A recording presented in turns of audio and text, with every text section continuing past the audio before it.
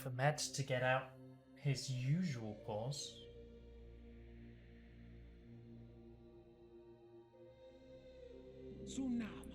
What is up, everyone? It is Lovenji Gaming, and we are back with Populous The Beginnings Beta Tournament, also known as the Tournament of the Loud Waves because of this dang map.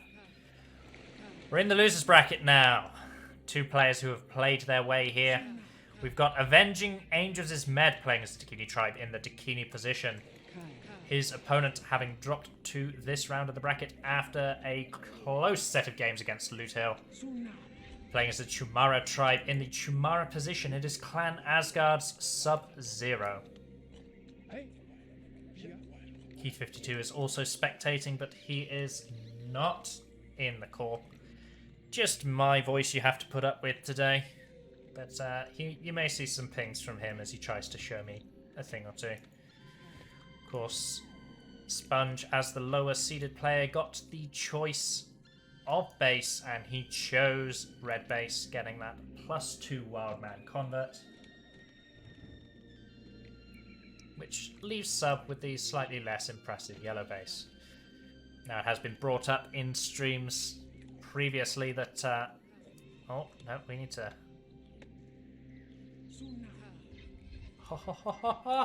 Med giving Sub a little bit of his own medicine. Look, Sub-Zero was someone who, against Loot Hill, played out some very aggressive strategies involving sneaking Braves and moving them around.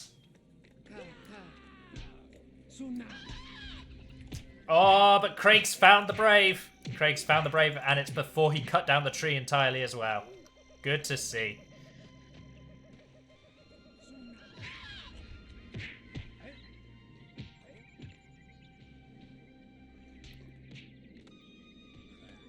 So, quick fist fight with the Shaman.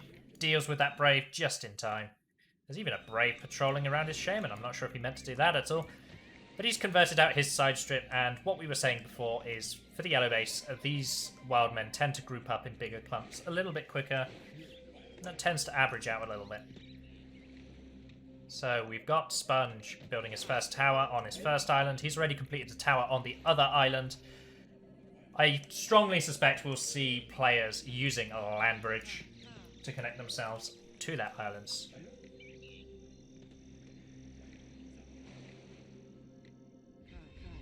Craig's still running around doing a bit of converting, getting his troop huts nice and early, and even investing in a little bit of a tower defense at the front. And we've got another Brave sneaking in. Doesn't succeed once, why not do it again? Where's the tower plan? Was there a tower plan, or is he just sneaking in? Oh, Craig's seen him. Two Braves, gonna guarantee his Braves of the victory. There's a red Brave running. He's gonna keep on running. Being a nuisance. Craig's not even gonna waste the blast. Smart play there from Craig. So what Sponge is doing here is he's trying to get absolutely anything out of the Shaman. But Craig's not even giving him a blast. It does look like Craig has a lot more Wildmen that need converting. Of course, player name is Sub-Zero, but most people know him as Craig, so if I'm calling him Craig all the time, I do apologise. That's how we know him. First land bridge does not connect player to his islands, but in fact widens the narrow passage. Of course, we call this map Narrow Passage for the narrow passage.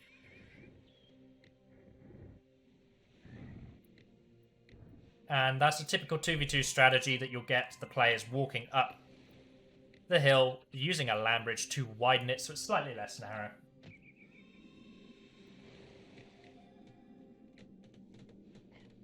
Warrior training hut, 2 warrior training huts out from Craig. A number of huts, but this island has not been connected yet, which means you're going to get those Braves putting their hands up all the time. Very, very slow building from Sub-Zero right now. Like, very slow building. I'd expect to see more plans and more of a base. He's moving over to his second island to connect that up as well. Now both islands are connected. He has full range of motion through his own base. But I really would expect him to be building a lot more.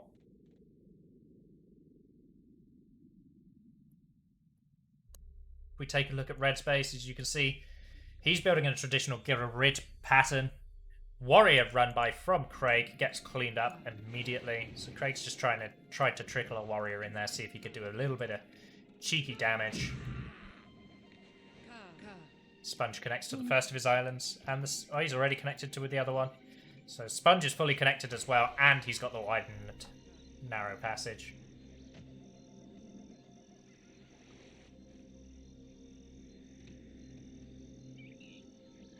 Craig's working on his third warrior training hut and second of fire warrior hut. Sponge is working on just a warrior hut right now. This is a fire warrior training hut being built down here. Second warrior training hut, but they're grouped together. I don't like it when training huts are grouped together, guys. Makes them easy to take out.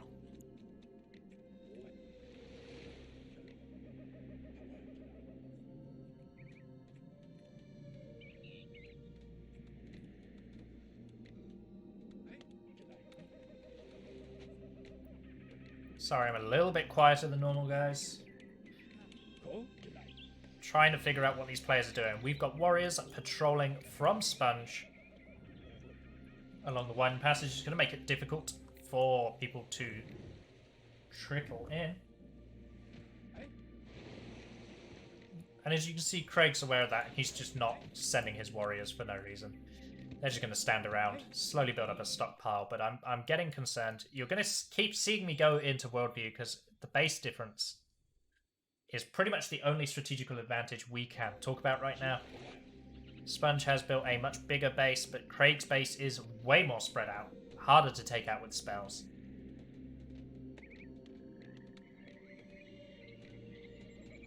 Does anyone in the stream chat, you lovely people, want to give me a population update? I would be very, very grateful for it. But we can see, when you build your huts like this, it makes it very difficult to attack them with spells. You're wasting a lot of space for huts, which means your maximum population is limited. You'll never be able to get it as high as a player who builds in this grid pattern. But it does make your base slightly more secure, harder to destroy. Your population is a bit more spread out. It's everywhere. It's difficult to kill.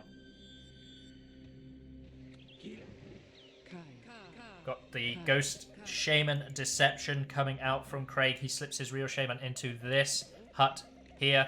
This is a fake Shaman patrolling. Population's 55 to Sponge, Sub-Zero at 40.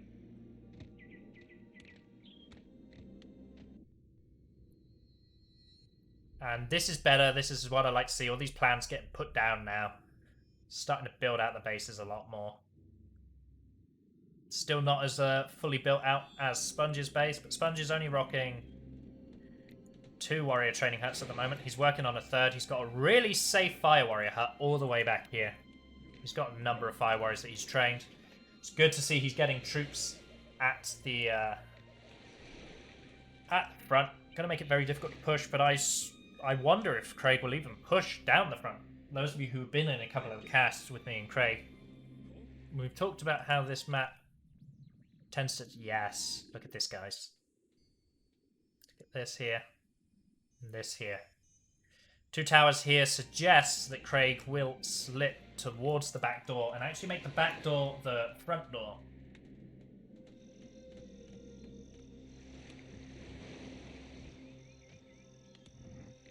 With the way narrow passage works out, this is actually quite defensible. Force the Shaman to use their land bridges here, and you can just use your land bridges on the back door. Propose a trade. If you've got more warriors than them, you're going to win. I've even seen a few players using ghosts, setting them up on a patrol either side of the hill. Get a cheeky kill on anything trying to sneak by. Ghosts aren't normally very useful for combat, but they do begin combat with a push before disappearing, which means when there's water like this, they can get a push.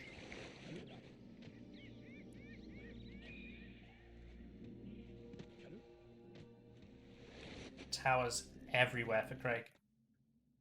I like that he's building towers and leaving them up. If he actually fills all these towers with fire warriors... Ooh. I suspect that that is the Ghost Shaman that we saw being made earlier. He's praying with the Brave to draw the attention to the Ghost Shaman.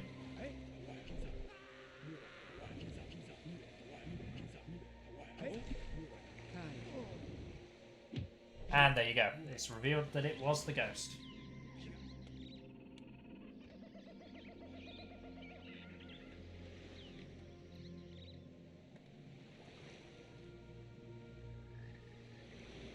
Population update. Thank you, Loot Hill. 93 to Sponge. 77 to Sub-Zero. Thank you once again, Loot Hill. We've got secondary Fire Warrior Hut coming out from Sponge. He's finished his third Warrior Hut as well. 1 Warrior Hut. 2 Warrior Huts. 3 Warrior Huts from Craig. And 2 Fire Warrior Huts. 4th Warrior Hut is underway.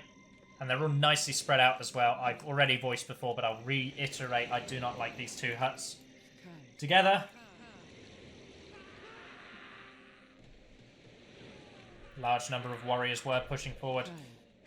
A potentially real, potentially fake shaman did move out to try and stop these warriors. And that was a fake shaman. There's a back door coming in from Sponge. How does Craig respond? He's got Braves moving. They're dancing around at the back, ready to intercept and shove the shaman. The Fire Warriors have been moved. Look at them moving into battle positions. They're going to sneak themselves into huts.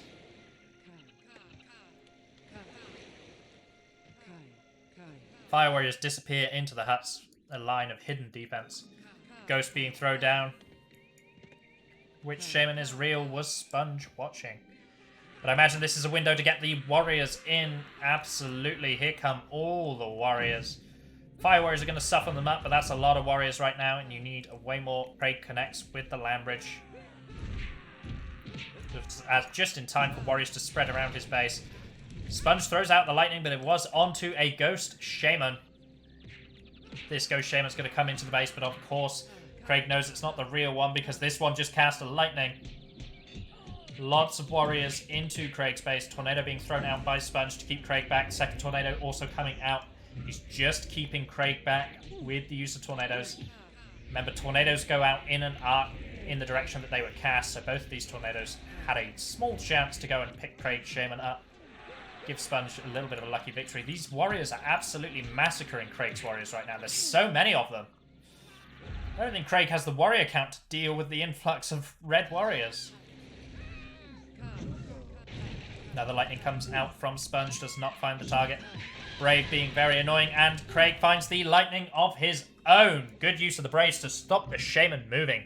Craig's going to get into the base, but there's warriors running rampant in his own base. He did not have the troops to kill all of them. So he needs to decide what he is doing next. Lightning onto one of the large huts because it was filled with Fire Warriors. Even more Fire Warriors are coming on the way. First earthquake between those 2 warrior training huts. That's exactly why we said we did not like those warrior training huts. And the earthquake gets them both. Craig Shaman does go down, but now he has a 2 warrior hut advantage over Med. These warriors are still running rampant though. I don't think Craig will be able to get his population back. He is starting to sneak Fire Warriors into huts, which is a very important thing. None of his warrior training huts have been damaged, so he can still pump out the warriors if he has the population to do so. Meanwhile, troops are trickling in. Craig Shaman is stood down while Sponges is starting to push forward. A little bit of a squeal from the red shaman as ghosts push her around. Lots of Fire Warriors getting into huts, being a bit of a nuisance. Tornado goes out onto one of the frontline huts. Warriors are trooping forwards, trying to deal with the red Fire Warriors that are in the way. Red still has some warriors alive as well inside the yellow base. Population update right now is 92 to Sponge, 69 nice to Sub. Lightning comes out from Sponge, does not get the warriors, the Fire Warriors and the Brave. Not sure that was worth a light even if he did get the troops, but not getting the troops is just insult to injury right there.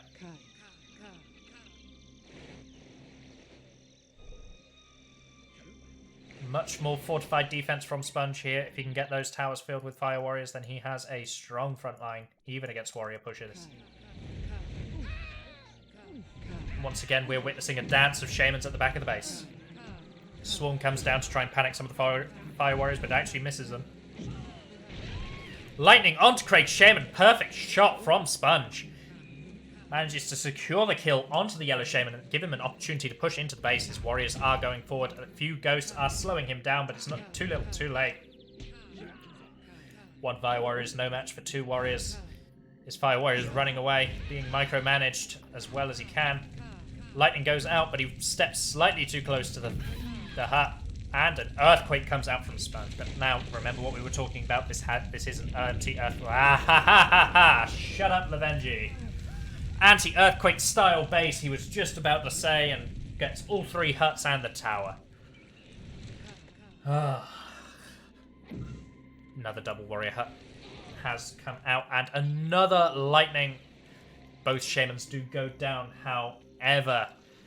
It's now down to troops and troops alone, as both tribes fighting without shaman. Red still has warriors running rampant in Yellow's base right now. More fire warriors being trained. Yes, I know, Keith, we've seen it. And even more warriors are just going to keep pouring in. I don't think Craig has the troops to stop all of these warriors before they do damage. Fire warriors in huts are going to help because they soften warriors. Unit damage is tied to unit HP, and that means the more damage these guys take before they get into combat, the more likely they are to die without doing as much damage. Fire warrior in a tower here. I like to see it. It's helping. It's helping. This Earthquake was absolutely disgusting. It's interesting that we've seen a couple of Earthquakes. We don't normally see those, and both Shamans are going to be doing a dance at the back of the base once again as warriors try to clear each other up.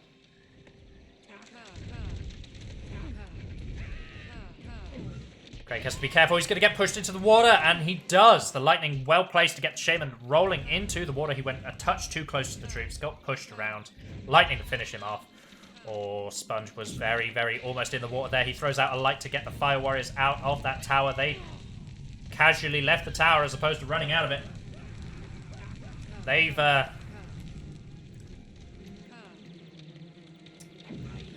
had their lightning training, and they are not even remotely bothered by it.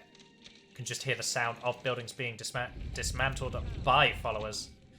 That constant rattling of wood as they hack it to pieces. Yellow warrior loses to the red warrior over here. Another good Earthquake from Sponge. Talking about an anti-Earthquake base, and both Earthquakes have been able to do a lot of damage, but even more than that are the warriors that have been spread out here, there, and everywhere.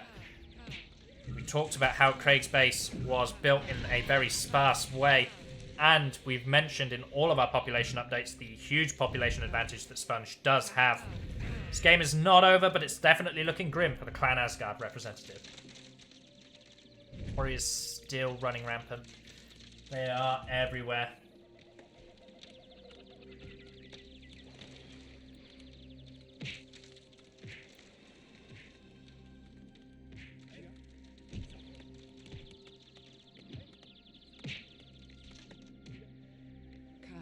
Fire Warrior patrolling around the Shaman help provide a little bit of anti-troop defense. Not much, though. You normally want to use 4 Fire Warriors when you're doing that, so they permanently cover the Shaman. Lightning's traded. Sponge misses both of his lightnings, and this gives Craig an opportunity to get in, but Craig, what spells does he have? If he went light on warriors, you'd hope he has more spells, but even then, it's not easy to tell. He's been training a lot of warriors of his own. He just has pretty poor population. He has a land bridge, which is going to help him get into the side base. There's still red warriors in his base. Lots of warriors of his own. Doing something of a run by. He's lending them assistance. He needs to watch those fire warriors. Nice blast. Nice Earthquake. Fire warriors are important in a warrior battle.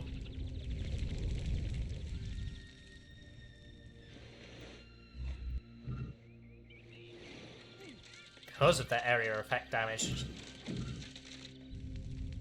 Nice lightning from Sponge does find the target, but not before Craig casts another Earthquake, and it's a good one. It gets a Fire Warrior training hut. It gets a large hut. It appears that Sponge is now without a Fire Warrior training hut. This one is damaged, though, so can be repaired in 90 seconds' time. Plenty of Fire Warriors for Craig running around here, there, and everywhere. I say that statement a lot when I am casting. This warrior is being softened up. This warrior needs to be cleaned up, as does this one. Still plenty of troops running around the base. Craig is getting spread a little thin. The wideness of his base is actually working against him because he doesn't have the population and he doesn't have the defenses as well. If you've got huts all grouped together in a grid, this hut being attacked would be shot at by fire warriors inside this hut. The base is more tightly packed and more easy to defend. But in this spread out situation, yes, you're harder to earthquake, but it does mean that a warrior here, or a warrior here, can damage huts without being shot at as frequently. Population update from Luke Hill, 102 to Sponge, 77 to Sub-Zero. Subs once again getting into the base. He eyes up these double warrior training huts. He throws out a lightning on the first one. Does he have another light on the second? I doubt he does. He's just going to get in there and start blasting some Braves.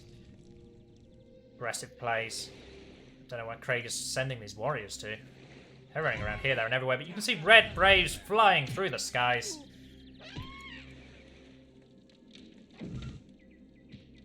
There is a warrior inside this warrior training hut. It needs to be dealt with, or he will single-handedly take it down.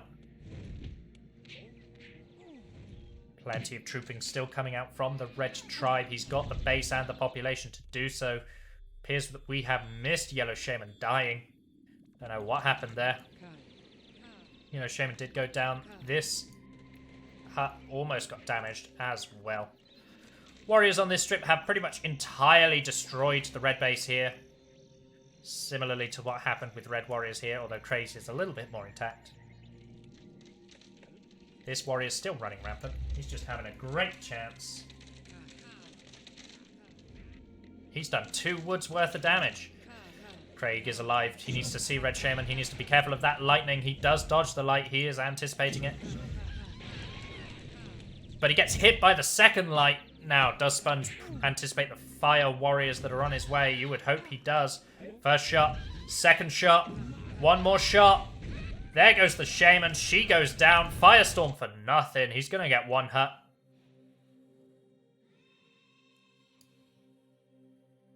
And there's a pause.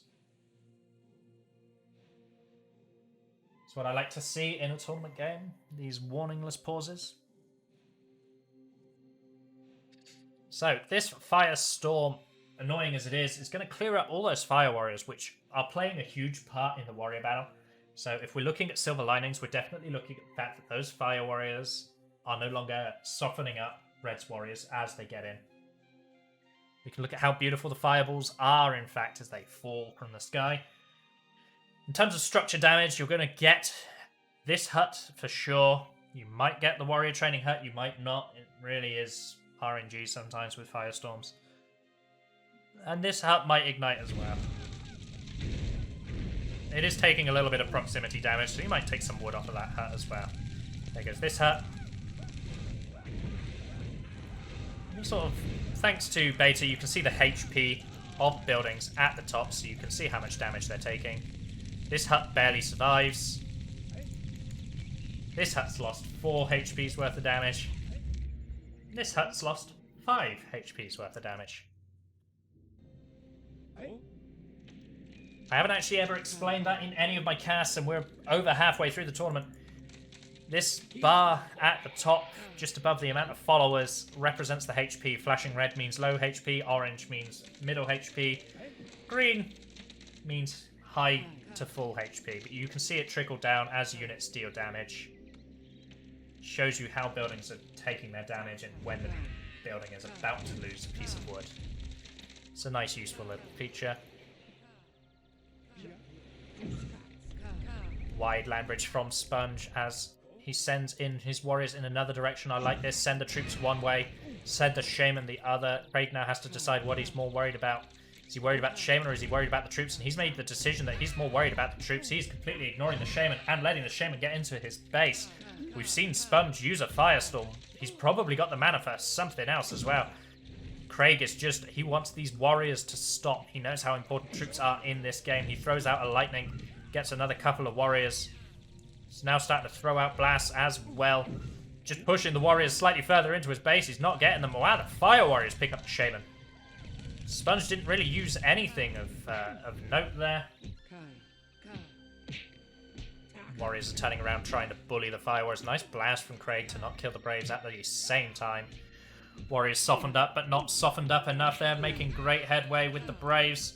Forcing Craig to blast there. This warrior's on low HP, but he will regenerate if he is not put in combat. Population update. Thank you, Nisi. It is 104 to Sponge, 82 to Sub. Sub slowly increasing his HP.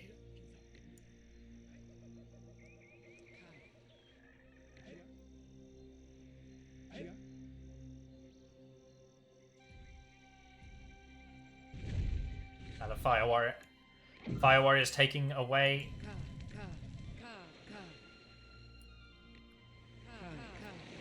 Got another bit of a Shaman duel at the back here. Sub's land has recovered, so he can start building on this again. Cover it, and he already has, in fact. He doesn't need us to tell him how to play. He's thrown down those plans.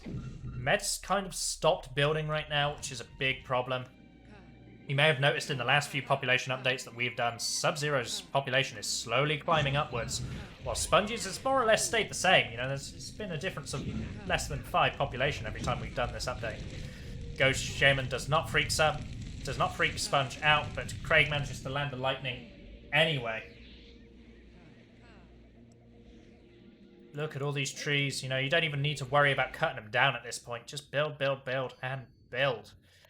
He's starting to try and rebuild out his side strip, which is good to see. He's repaired the Fire Warrior hut as well, which gives him access to 3 Fire Warrior huts.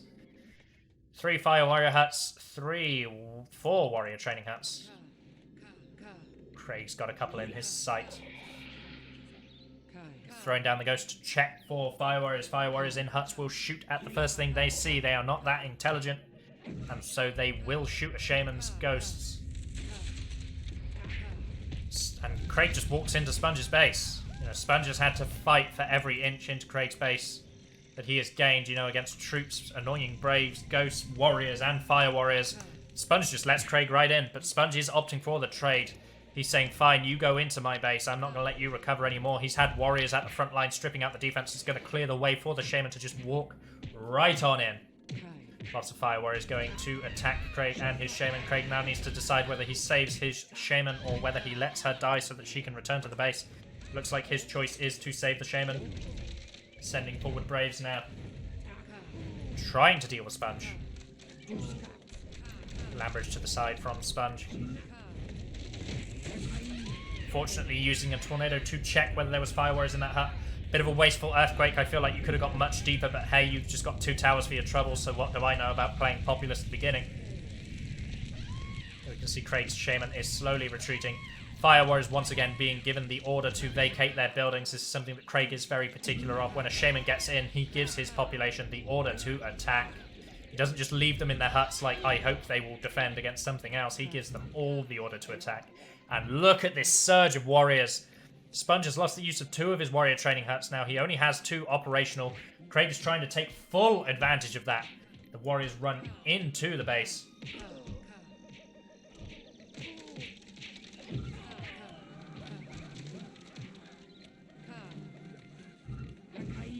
One earthquake comes out from Craig. A group of Fire Warriors are coming to push away the Shaman. They might get the Shaman. Oh, Craig saves them from the earthquake. And he gets himself killed doing it. The Fire Warriors were going to sink in the earthquake. He cast the blast, saved the Fire Warriors, and they shot one more time and killed the Shaman.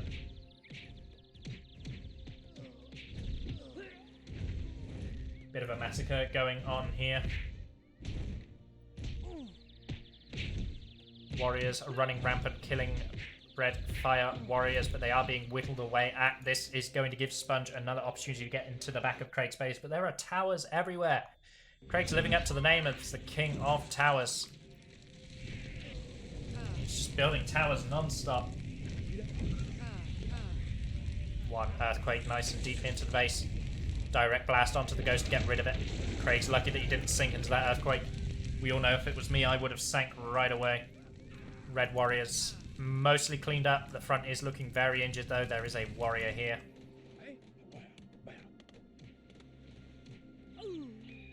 And these 3 Warriors should have no problems dealing with the Warrior run-by on this side strip. And they don't. Now we have Med trying to get into the base. Throws out a lightning onto Sub-Zero, does not find the target. Sub-Zero retaliates with a lightning of his own. Sponge throws out the tornado onto the Fire Warrior training hut, and it costs him his life as Sub hits him with the lightning.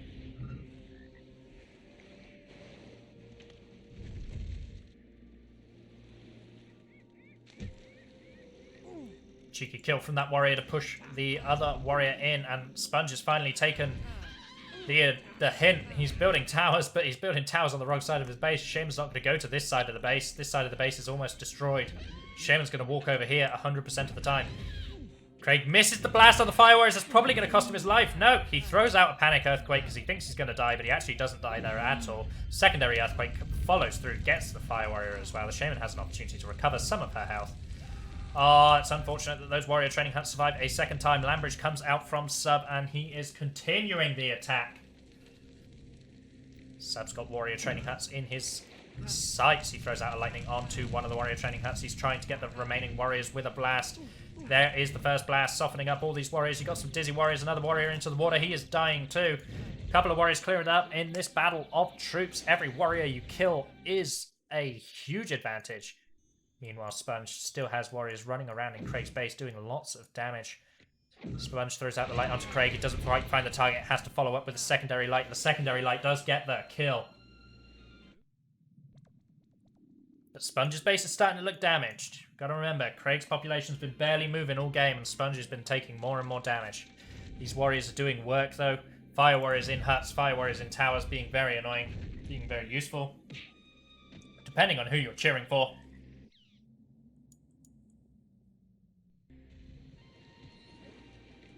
Once again, we have Sponge coming in through the back door. Number of Warriors to support Fire Warrior even as well. Preliminary Tornado goes down on the frontal hut to check for Fire Warriors. And Sponge is just happy to accept that and back away. It's been an interesting back and forth game. I didn't expect it to be quite this intense.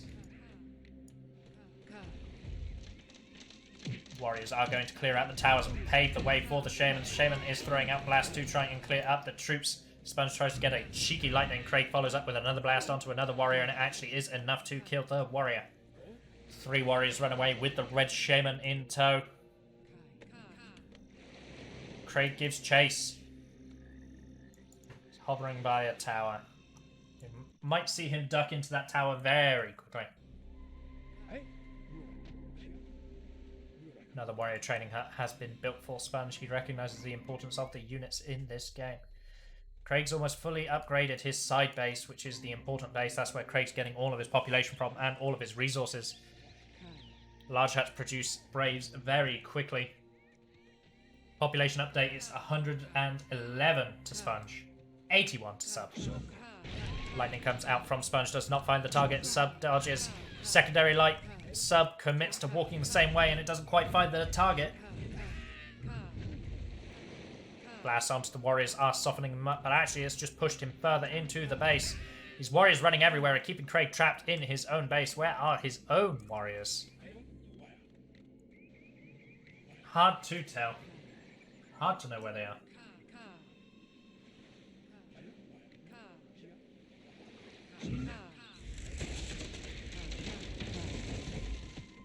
Another tornado.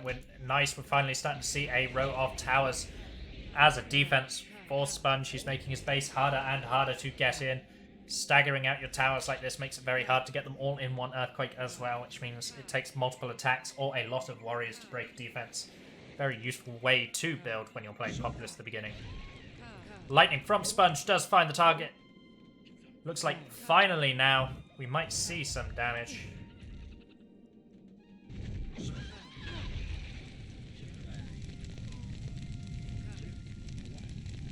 Lightning onto the tower.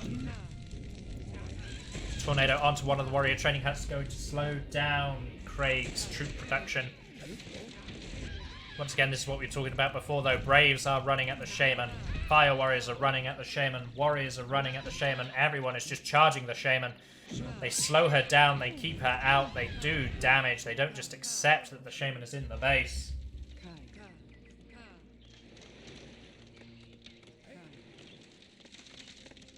Warriors are tearing down some of Craig's defensive towers.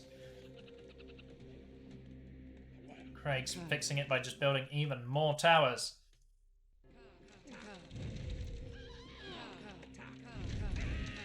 Blast from the Warriors does get the Warriors out of the tower just in time to save it. Another large influx of Warriors coming in. Craig throws out a light and he does not find the target. Population updates 132 to Sponge, 100 exactly to Sub-Zero. Lightning from Craig finds the target. He gets the kill onto the Red Shaman. He's still alive to try and clear up some of these warriors. Sponge retreats some of them back, but not all of them, and Craig is blasting like mad to try and soften these warriors up. Big group of them running towards the side of his base, and he is opting to chase them with his shaman. Plenty of warriors running around. Nice use of Ghost Army to stop them. Only one warrior remaining. There are still a few warriors around, tearing down buildings that need to be dealt with. Hope to be seeing Craig giving orders to these warriors and getting them killed as quickly as possible before they can do their damage. Sponge is building a nice defense. He's got a nice layout. All he needs to do now is push towers forward now. There's no reason not to with the amount of wood you have in your base. Push towers here, push towers here, push towers here. Stop building in his dang base. Really put the pressure on, especially when you're going to get lovely lightning shots like that. Craig does not find the retaliatory light of his own. And it's going to give Sponge an opportunity to push into the base. There are patrolling warriors everywhere. It doesn't look like Craig has the same number of fire warriors to throw at the shaman like he was doing before. They might be on their way. There are fire warriors coming. Craig respawns. He might be able to deal with the shaman before too much damage is dealt. He really needs to be thinking about those red warriors. Nice lightning from Craig. Takes out Sponge's shaman before he can do too much damage. Fantastic little glitch of the warriors over here. Very used to seeing this in beta. Difficult to reproduce. Unless you're in a tournament game, then it seems to happen all the time.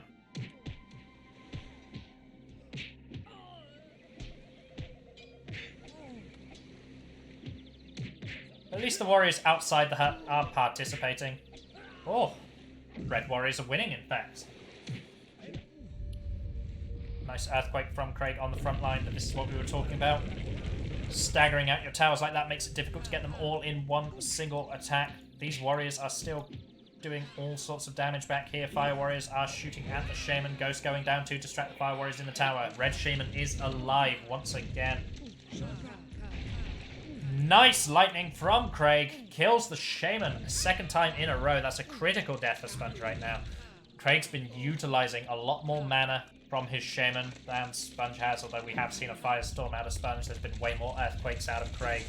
Lots of warriors for Sponge and fire warriors, in fact, and Craig's using his second earthquake to just do even more damage.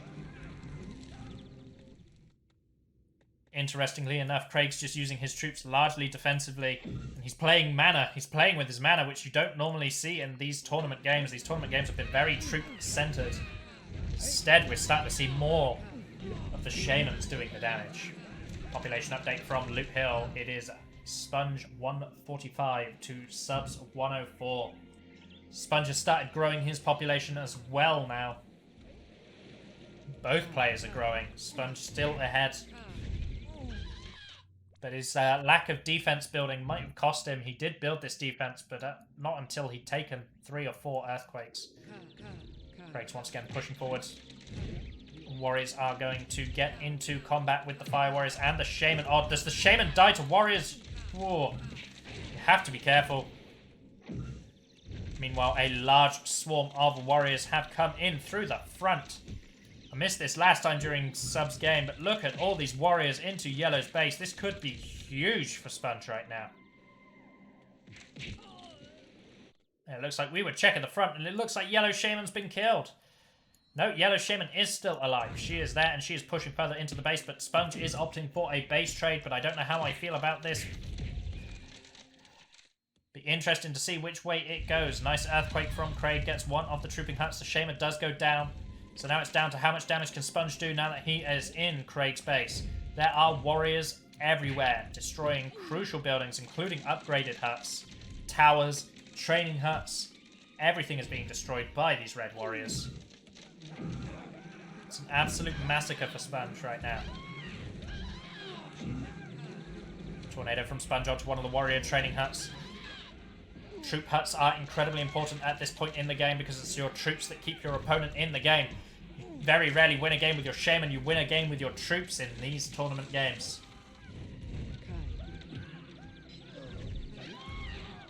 Sponge does go down to the Fire Warriors. Just in time for Craig to respawn. Craig has a lot of warriors left, so if he can get them moving, they might be able to clear up the red warriors before he takes too much more damage. This was a very good attack from Sponge, and it has done a lot of damage. Craig's in a position now where he's basically trying to stabilize, cauterize the wound before he loses any more blood. Look at all these warriors. I don't even know if he's got the troops to stabilize. There's still so many warriors in his base. Yeah, and his yellow warriors start to get dizzy. I think that's going to be it. There's so many warriors running rampant. Craig only has one warrior training hut. And there's still so many warriors in his base, doing so much damage, and even more warriors threatening to enter.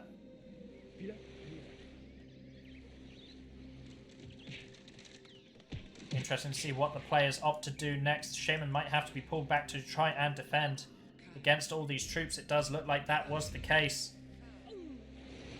Even more warriors sat on middle, ready to just charge in at a moment's notice. Sponge himself has respawned, but he's doing a little bit of a dance at the base. He doesn't want to do any form of attacking yet. Troops being ordered in a second time. 37 warriors to Sponge, 4 warriors to Sub-Zero. That's going to spell the end of the game unless Sub-Zero gets a miraculous killing of a bunch of warriors. He is running around with his Shaman. He is trying his very best to deal with these warriors, but I don't think he's going to be able to do it as a second wave of warriors does pull into his base.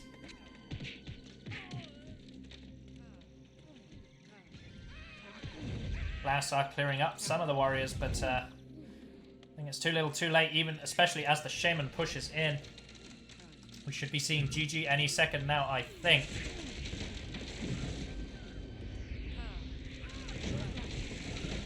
Lightning does trick Sponge. He goes for the Ghost Shaman. And he gets the real Shaman as well, because why not? That should be good game at this point. There's warriors everywhere. Sub's lost almost all of his base. I would be expecting him to say GG, type/surrender, and that's exactly what he does. Game number 1 goes to Avenging Angels' Sponge. And that game was 43 minutes.